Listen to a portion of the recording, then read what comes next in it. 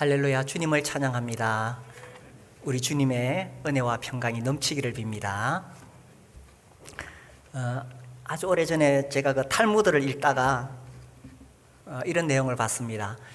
아주 금슬이 좋은 부부가 있었는데 그 주위 사람들에 의해서 중상모략 또 비난 이런 걸로 인해서 헤어질 수밖에 없게 되었어요. 그래서 이제 그 남편이 아내를 내보내야 되는데 그날 이제 동네 사람들이 다 모여들었는 거죠. 그때 이웃 사람들 앞에서 남편이 이렇게 말했습니다. 이제 당신이 나가면서 이제 다 놔두고 가야 되는데 그러나 한 가지는 가져갈 수 있다. 뭐든지 하나만 가져가라. 보석이든지 땅이든지 종이든지 뭐든지 하나만 가져가라 그랬어요. 그러니까 그 아내가 뭘 택했을까요? 예, 나는 당신을 택하겠어. 예, 남편 있으면 다 있는 거잖아요. 우리가 이 땅에 살면서 예수님만 있으면 다 가지게 됩니다. 하나님만 있으면 다 얻게 되죠. 오늘 우리가 그 하나님 앞에서 또 어떻게 살아야 되는지 한번 생각해 보려고 합니다. 오늘 읽은 이 본문 33장 말씀은 모세가 하나님께 청원하는 내용입니다. 소원을 아뢰는 내용입니다.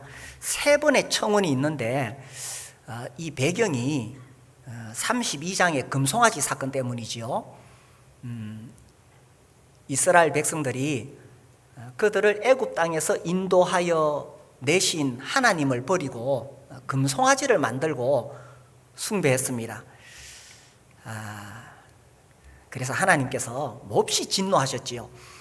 그래서 33장 3절에 보시면 너희를 젖과 꿀이 흐르는 땅에 이르게 하려니와 나는 너희와 함께 올라가지 않겠다 이렇게 말씀하셨습니다. 그래서 모세가 하나님께 세 번의 청원을 올려드립니다. 이 본문을 이해를 하려면은 지금 이 모세의 심정을 우리가 이해를 해야 됩니다. 모세는 지금 말할 수 없이 큰 부담감을 가지고 있습니다. 이때 이스라엘 백성들이 한 250만 명, 대구 시민 숫자만큼 됩니다. 그런데 불평분자들이지요. 이 사람들을 이끌고 가나안 땅에 가야 됩니다. 메마른 광야를 거쳐야 합니다. 광야를 지나가니까 이 물이 큰 문제지요. 이 많은 사람들을 마시게 하려면 물이 얼마나 필요하겠어요. 양식은 하나님이 만나로 내려주십니다. 그런데 또 언제 대적들이 나타날지 모릅니다. 그래서 이들을 이끌고 가야 되는데 하나님께서 가나안 땅에 들어가게는 하시겠지만 함께 가시지는 않겠다는 거예요.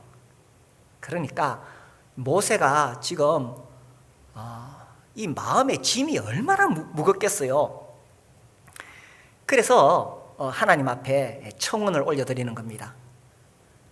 살다 보면 우리도 인생의 짐이 정말 무거울 때가 있지요. 특별히 어떤 책임을 지고 있는 자리에 있으면 더욱 그러합니다. 모세는 지금 지도자의 입장이잖아요. 우리도 다 나름대로 책임을 지고 있는 자리가 있습니다. 지도자의 입장, 가장이 되면은 식구들을 먹여 살려야 됩니다. 자녀들을 키워야 되죠. 살림을 살아야 됩니다. 이 가장에 짐이 있습니다. 또 회사를 운영하는 사장님은 코로나 시기에 회사를 운영하기가 쉽지 않습니다. 회사가 잘 돌아가야 직원들을 먹여 살려야 되잖아요. 참 사장님이라는 그 자리가 무겁습니다. 또 목자로 섬기시는 분들은 그 목장 식구들에 대한 책임이 있습니다. 특별히 그 책임을 져야 하는 자리는 참 무겁지요. 그래서 이제 이 모세도 정말 이 250만 명을 이끌어 가야 되는 그 지도자의 자리에서 하나님 앞에 나왔습니다. 그래서 이제 12절에 보니까 모세가 여호와께 아뢰되 보시옵소서 주께서 내게 이 백성을 인도하여 올라가라 하시면서 나와 함께 보낼 자를 내게 지시하지 아니하시나이다. 주께서 전에 말씀하시기를 나는 이름으로도 너를 알고 너도 내 앞에 은총을 입었다 하셨사온즉 내가 참으로 주의 목전에 은총을 입었사오면 원하건대 주의 길을 내게 보이사 내게 주를 알리시고 나로 주의 목전에 은총을 입게 하시며 이 족속을 주의 백성으로 여기소서. 이제 모세가 하나님 앞에 쭉 기도하는 내용을 읽어보면 하나님 나에게 은총을 베푸셨다고 하지 않으셨습니까? 하면서 이 은총이라는 단어를 계속 강조합니다.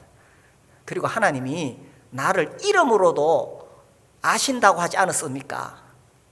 그래서 하나님께서 나에게 이렇게 은총을 베푸시고 나를 잘 안다고 하시면서 왜 나에게 이렇게 무거운 짐을 주십니까? 이렇게 이제 이야기를 하는데 이 첫 번째 청원의 핵심이 뭐냐 하면 이 13절 끝에 나옵니다. 이 족속을 주의 백성으로 여기소서. 이게 이제 첫 번째 핵심입니다. 이게 무슨 말이냐 하면은 하나님께서 금송아지를 만드니까 모세에게 이렇게 말씀하셨어요. 32장 7절에 보시면 여호와께서 모세에게 이르시되 너는 내려가라 네가 애굽 땅에서 인도하여 낸 그 다음 뭡니까? 네 백성이 부패하였도다. 아니 지금 하나님께서 이 이스라엘 백성들을 누구의 백성이라고 말씀하시냐 하면 네 백성, 모세 네 백성, 네가 인도하여 냈다 이렇게 말씀하시는 거예요. 그래서 모세가 이야기하기를 하나님 어떻게 내 백성입니까? 그죠? 33장 그 13절 끝에 이 족속을 주의 백성으로 여기소서 이렇게 말을 하는 겁니다. 이게 무슨 말이냐 하면 하나님 왜 이 불평분자들 이 이스라엘 족속들을 나한테 모든 책임을 떠넘기십니까? 이런 거예요. 어떻게 내 백성입니까? 주의 백성으로 여기소서 이렇게 말을 합니다. 이 참 재밌죠, 그죠? 서로 이렇게 막 이렇게 주고받는 것 같습니다. 주의 백성으로 여기소서. 주님, 내가 책임 못 집니다. 주님의 백성 아닙니까? 저도 교회를 생각하고 기도할 때에 어떨 때는 막 어떤 교회 여러 가지 일들이 아주 무거운 짐으로 막 다가옵니다. 야, 이거 내가 어떻게 감당하나? 그러다 가만히 생각해 보면 이 교회가 어디 내 교회인가? 주님의 교회인데 왜 내가 짐을 다 떠안으려 그러지? 주님의 교회인데? 그렇죠. 이 성서 행복한 교회는 정인택 형제의 교회가 아닙니다. 우리 성도들 중에서도 간혹 오해하는 분이 계시더라고요. 이 교회가 마치 정형제의 교회인 것처럼 오해하는 분이 계시는데 이 교회는 제 교회 아닙니다. 주님의 교회입니다. 그렇죠? 우리 각자가 우리 맡은 그 사역을 감당하고 몸된 교회의 지체일 뿐이죠. 주님의 교회입니다. 그래서 저도 이렇게 막 교회에 대한 짐이 몰려올 때에 주님 앞에 기도합니다. 주님, 이 교회는 내 교회 아니지요? 주님의 교회지요? 인생도 그런 거 아니겠어요? 우리가 인생에 많은 짐이 느껴질 때에 주님, 내 인생이 내 겁니까? 주님의 겁니까? 우리가 예수님을 영접하면 내 삶의 주인이 주님이십니다. 그러면 주인이 책임져야 되는 거 아니겠어요? 우리가 예수님을 영접한다는 것은 참 좋은 일입니다. 그죠? 예수님이 나의 주인이 되시니까 만약에 주인이 아주 그 종을 착취한다면 나쁜 주인 만나면 진짜 고생하겠지요. 그런데 우리 주님은 선한 주인이십니다. 그래서 예수님을 나의 주인으로 딱 모셔드리게 되면 그때부터는 내 인생을 내가 책임지려고 하면 안 됩니다. 주님이 책임지시는 거예요. 그죠? 그래서 인생의 짐이 무거울 때에 우리가 모세처럼 기도할 수 있습니다. 주님, 내 인생이 내 겁니까? 주님 내 겁니까? 주님이 책임지셔야 되지 않습니까? 이렇게 기도할 수 있습니다. 그래서 모세가 이렇게 기도하니까 하나님 이렇게 말씀하시죠. 14절 같이 읽어볼까요? 시작. 여호와께서 이르시되 내가 친히 가리라. 내가 너를 쉬게 하리라. 이게 무슨 말씀이냐 하면, 그래 모세야, 내가 졌다. 내가 책임질게. 하나님이 네 백성이다 이렇게 말씀하셨는데 이제 마음을 바꾸신 거죠. 그래 모세야, 내가 책임질게. 내가 친히 가리라. 하나님께서 친히 가신다면 모세가 짐을 안 져도 되잖아요. 그래서 내가 너를 쉬게 하리라. 하나님이 나와 함께 가시고 예수님이 정말 내 삶의 주인이 되시면 내 인생의 짐을 주님이 대신 지십니다. 내가 안 져도 됩니다. 그러니까 내가 쉬게 되는 거지요. 그래 주님 말씀하시기를 수고하고 무거운 짐진 자들아 다 내게로 오라. 내가 너희를 쉬게 하리라. 그래서 예수님을 정말 나의 삶의 주인으로 모시고 그분에게 내 삶을 다 맡겨드리시길 바랍니다. 저는 운전하는 걸 별로 안 좋아합니다. 제가 운전도 잘 못하고 길도 잘 모르니까. 그래서 다른 사람이 운전해 주는 차를 타면 참 편안하고 좋습니다. 저는 걱정 안 합니다. 믿고 맡깁니다. 인생도 마찬가지겠지요. 내 인생의 운전대를 주님에게 딱 맡겨드리는 겁니다. 그러면 주님이 내가 너를 쉬게 하리라. 그런데 주님께 맡겼는데 근데 살다 보면 또 인생의 짐이 무거울 때가 있어요. 제가 가만히 생각해 보니까 왜 그런가 생각해 보니까 주님의 교회입니다. 나는 주님의 것입니다. 다 맡겨놓고는 또 어느 순간에 주님을 밀어내고 내가 운전하고 있더라고요. 그러니까 힘든 거지. 그러니까 주님께 맡겼다가 빼앗았다가 막 이러더라고요. 그래서 주님께 온전히 맡기는 겁니다. 코로나 시대를 살아가면서 다들 힘드시죠. 특별히 자영업 하시는 분들은 정말 힘드실 겁니다. 그리고 또 이 코로나라는 자체가 우리의 마음을 답답하게 하고 우울하게 하고 힘들게 합니다. 그때 우리가 정말 모세처럼 나의 직장, 나의 사업, 또 나의 사역, 내 인생 전체를 주님께 맡겨드리는 거죠. 주님께 온전히 맡기기만 하면 14절 말씀처럼 주님이 내가 친히 가리라. 내가 너를 쉬게 하리라.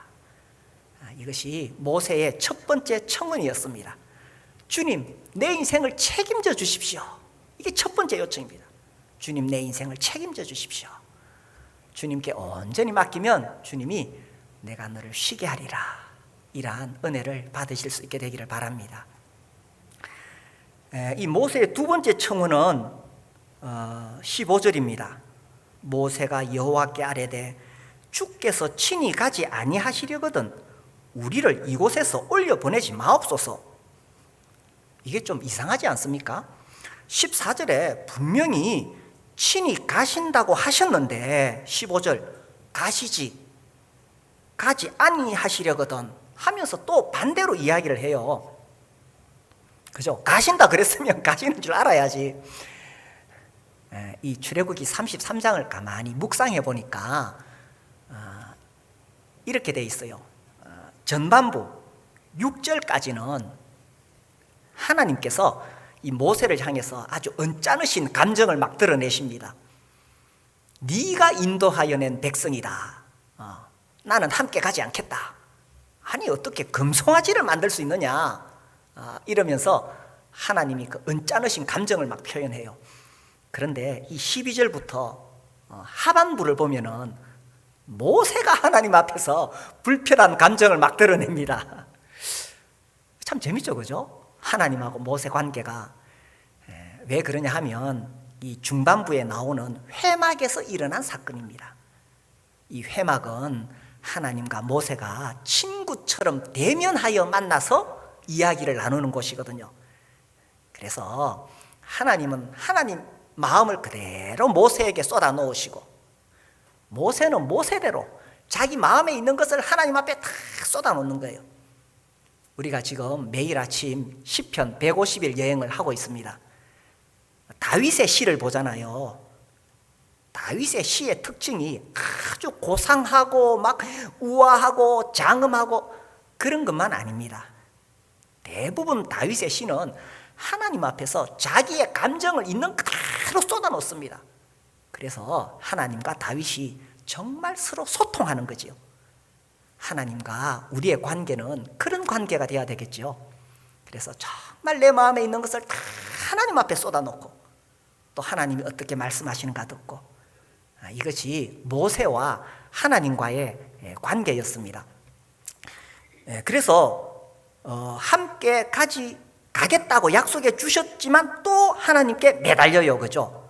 16절에 보면 나와 주의 백성이 주의 목전에 은총 입은 줄을 무엇으로 알리까? 주께서 우리와 함께 행하심으로 나와 주의 백성을 천하 만민 중에 구별하심이 아니니까. 하나님 우리와 함께 가셔야 됩니다 하면서 하나님께 매달립니다. 이 모세의 중보죠, 그죠? 사실 금송아지 만들고 우상숭배 했을 때에 하나님께서 이스라엘 백성을 그냥 그대로 진멸시키려고 하셨어요. 32장에 보면은 이 9절 10절에 보면은 이 백성은 목이 뻣뻣한 백성이다. 모세야, 내가 이들을 진멸하고 싹 없애버리겠다. 하나님이 정말 화가 나셨습니다. 그때 이제 이 11절부터 보면 모세가 하나님 앞에 간절히 중보 기도합니다. 하나님 제발 이스라엘 백성들 용서하시고 살려주십시오. 그래서 하나님께서 화를 내리지 않으십니다. 모세의 기도 때문에. 그리고 이제 32장 뒷부분에 가면요, 또 모세가 하나님 앞에 32절부터 보면은 그들의 죄를 사하시옵소서.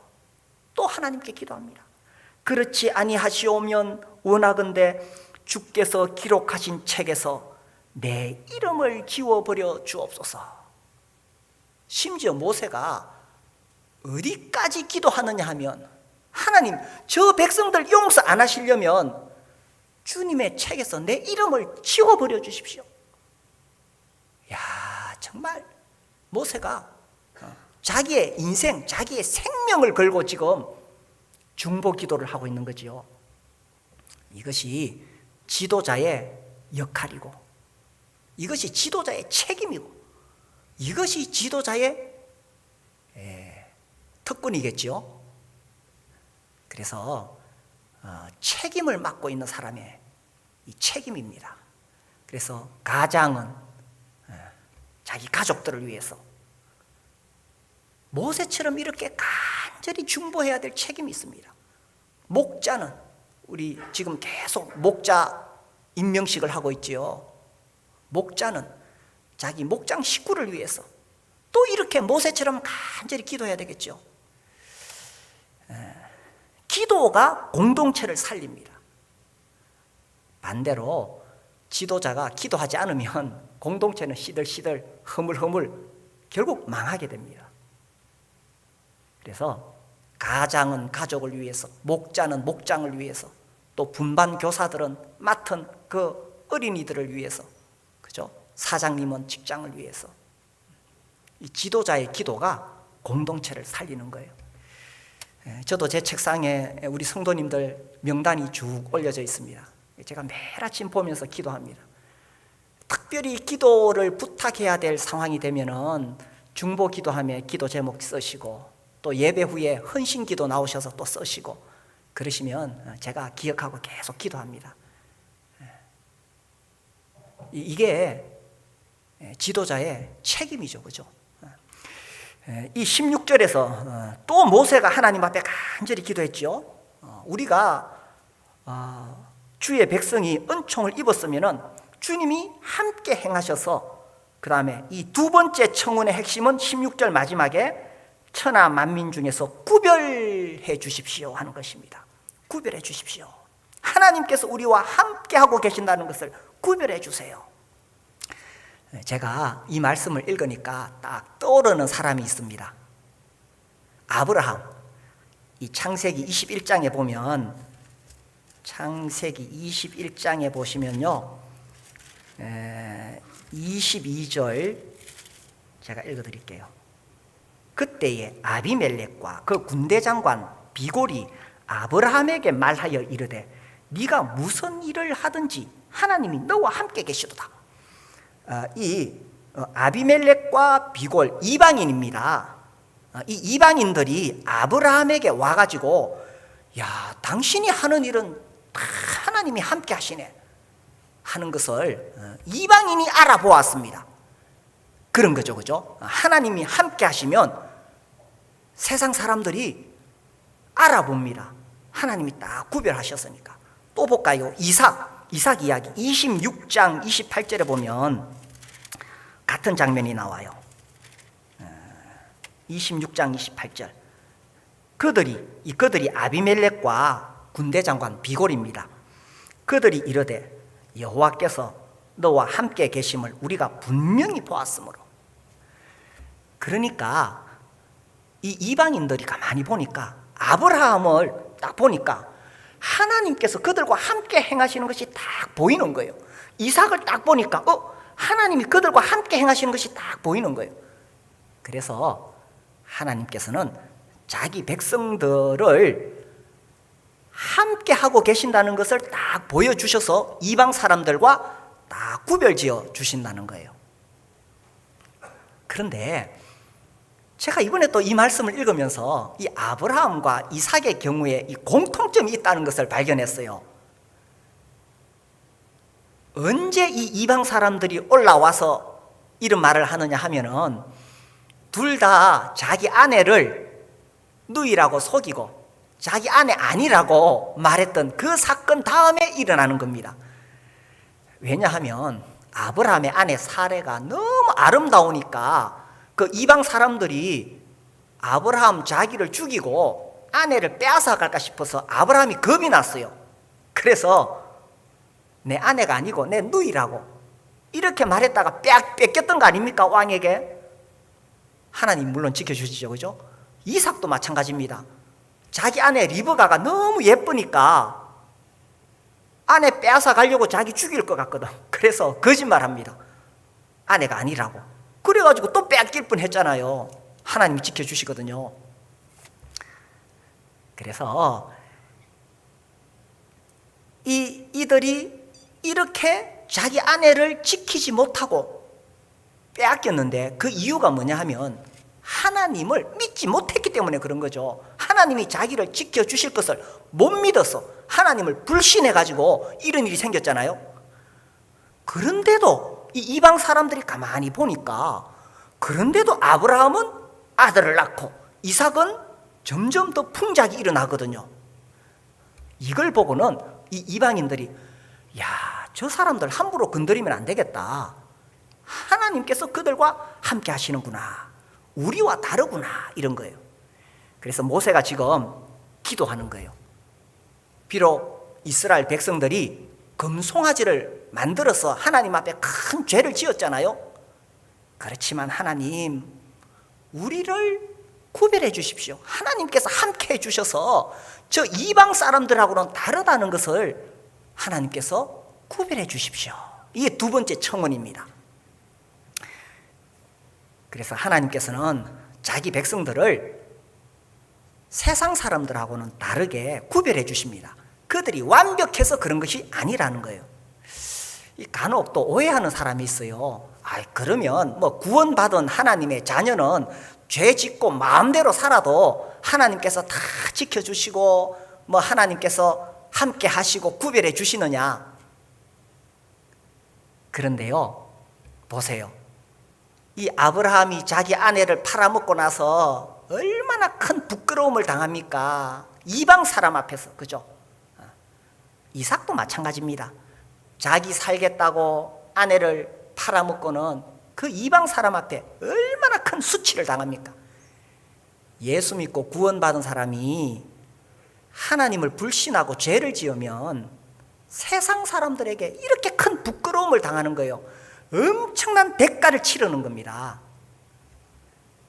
그러나 비록 잘못했지만, 비록 하나님 불신하고 죄를 지었지만, 그러나 회개하고 하나님께 돌아오면 하나님이 다시 받아주시고 다시 함께 행하시고 구별해 주신다는 것이 교훈입니다. 그래서요, 이 모세의 두 번째 청원입니다.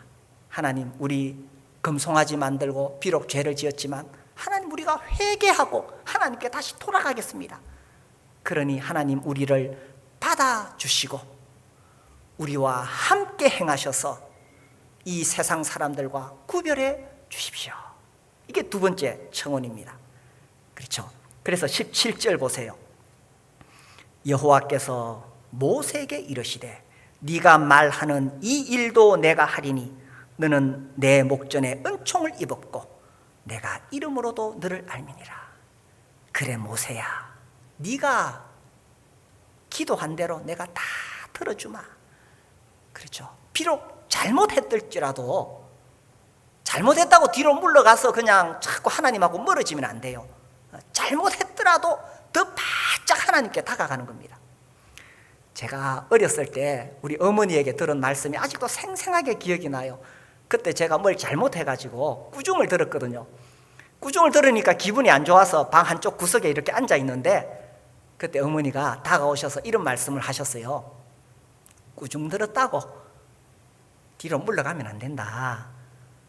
꾸중 들었을수록 더 가까이 다가와야 된다. 그것이 어머니하고 아들 관계가 아니냐. 그렇죠, 그죠?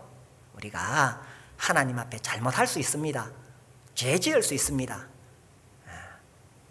그럴 때에 내 마음에 찝찝해서 자꾸 하나님으로부터 멀어지는 것이 아니라 그럴수록 더 바짝 하나님께 다가가는 겁니다. 그러면 하나님께서 다시 우리와 함께 행하시고 세상 사람들과는 구별해서 우리의 삶을 지켜주시는 겁니다. 그래서 더 하나님 앞에 잘못할수록 더 하나님 앞에 바짝 다가가셔서 하나님의 은혜를 받으시게 되기를 바랍니다. 그래서 이제 하나님이 그래 알았다. 네 두 번째 요청도 내가 다 들어주겠다. 이 17절 말씀이죠. 그러면 모세가 아이고 하나님 고맙습니다 하고 이제 뒤로 물러가도 되잖아요. 이제 다 끝났잖아요. 그런데 모세가 세 번째 또 청원을 올려드립니다. 그게 뭐냐? 18절 우리 같이 한번 읽어볼까요? 18절 시작. 모세가 이르되 원하건대 주의 영광을 내게 보이소서.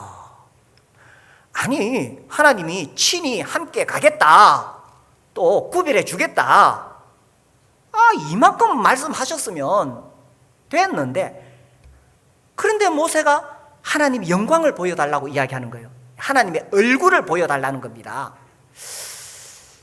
야, 이 왜 모세가 한 번 더 이렇게 요청했을까요?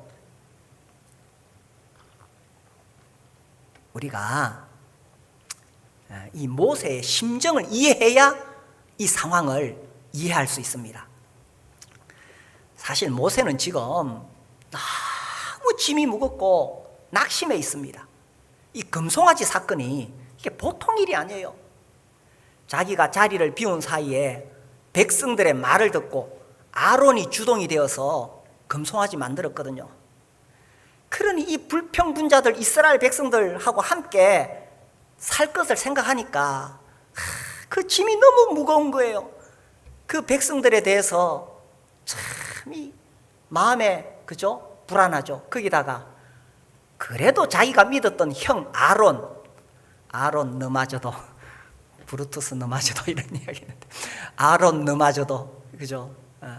이렇게 실망을 시키니까 진짜 이 모세는 너무 짐이 무거워요. 거기다가 하나님께서 진노하시는 것을 보고는 너무 두려운 거예요. 우리는 생각할 때 에이 뭐 그 정도 가지고 뭘 그러나, 이게요 막상 책임을 지고 있는 사람하고 옆에서 도와주는 사람은 그게 다릅니다. 옆에서야 그 뭐라고 무슨 말이든지 다 할 수 있어요. 그런데 모세처럼 자기가 그 모든 짐을 져야 되는 이런 상황이라면 이게 보통 문제가 아닙니다. 그래서 모세에게는 좀 더 격려가 필요했습니다. 좀 더 용기를 낼 수 있어야 돼요. 이게 지도자의 자리입니다. 이게 가장의 자리고 목자의 자리고, 그죠? 또 뭐 저는 목회자로서 목회자의 자리죠. 뭔가 책임을 져야 되고 결정을 내리는 거 참 쉽지 않습니다. 아이고, 모세 얼마나 힘들었을까, 그죠? 뭐 우리 교회에서는 김밥을 할까, 샌드위치 할까, 간편식으로 뭘 할까. 아이고, 이거 가지고도 사람들의 생각이 이렇게 분분한데, 그 250만 명 이끌어가는 모세는 얼마나 힘들었겠어요. 뭐 하나 결정하면 또 항상 이렇게 순전하게 따라오는 사람들이 있는가 하면 왜 그런 결정을 내렸냐고 또 반박하는 사람들도 있고 꼬투리 잡는 사람들도 있을 것이고, 모세 너무 힘들었어요. 그래서 모세가 이제 됐다 하고 2번이나 응답하셨는데도 또 하나님께 나아가서 청혼을 하는 거예요. 주의 영광을 내게 보이소서.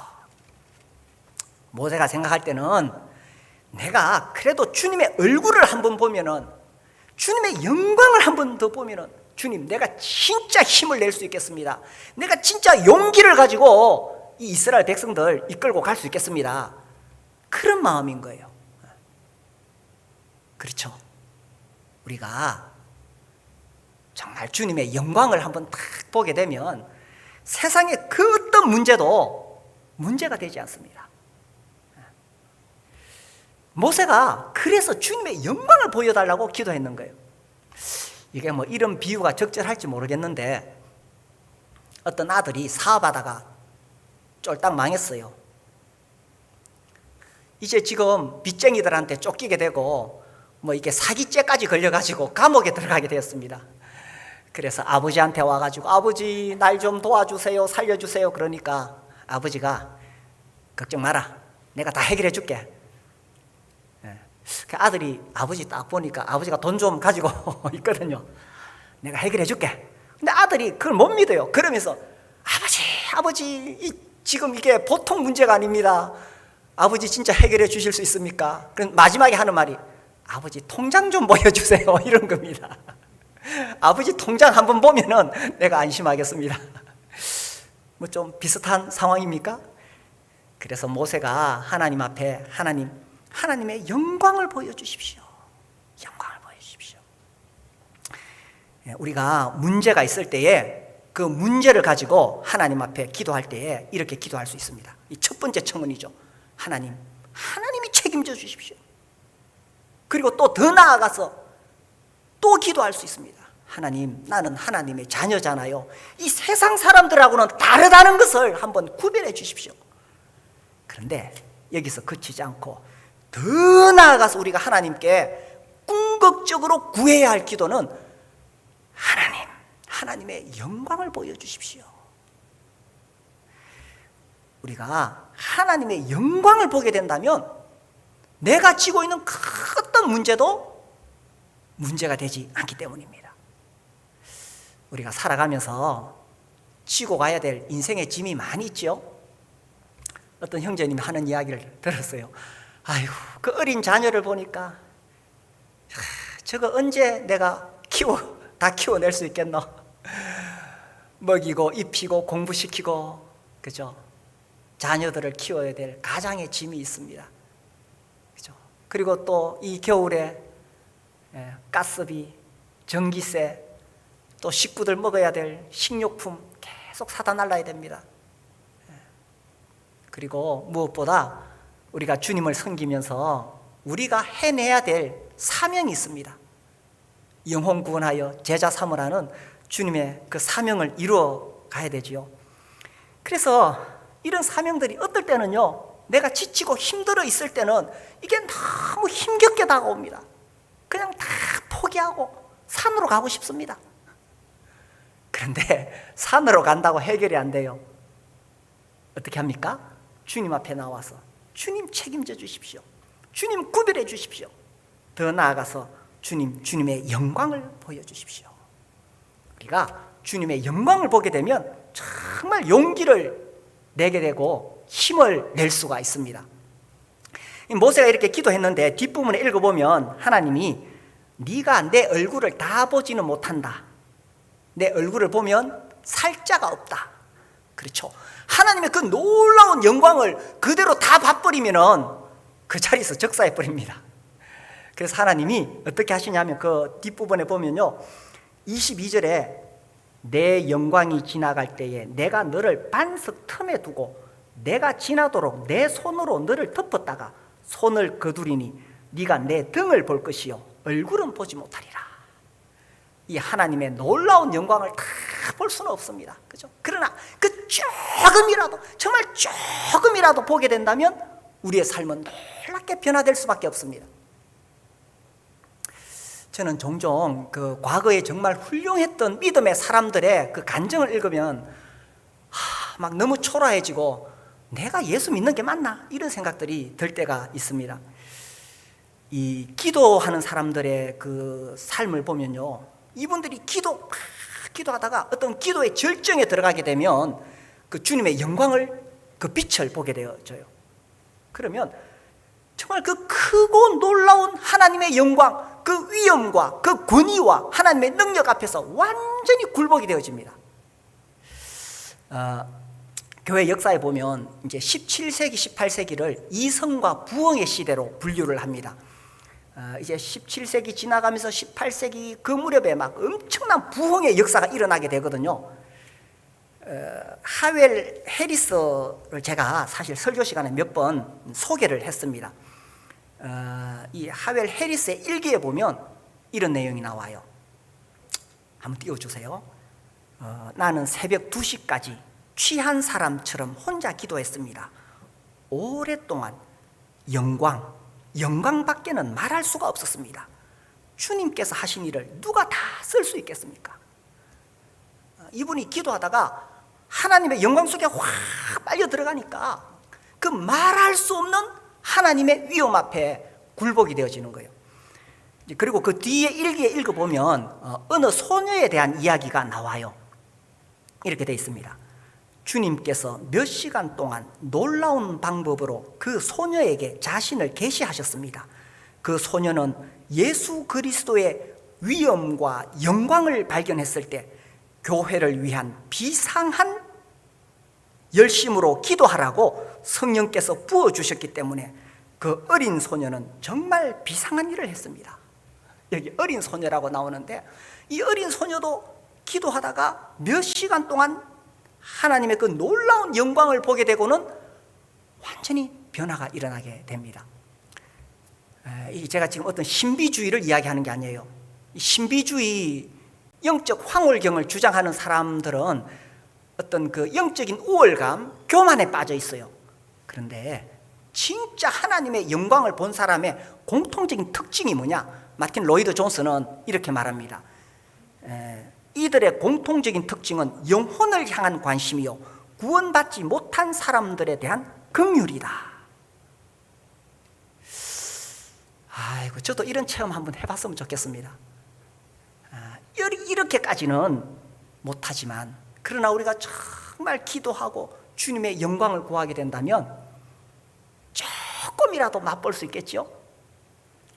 인생 살다가 이 사명이 너무 무겁다고 여겨질 때에, 인생의 짐이 힘겨울 때에 우리가 이렇게 기도할 수 있습니다. 그죠? 모세처럼 주님의 영광을 보여주십시오. 우리가 주님의 영광을 보게 되면 정말 태산 같은 문제도 티끌처럼 가볍게 될 것입니다.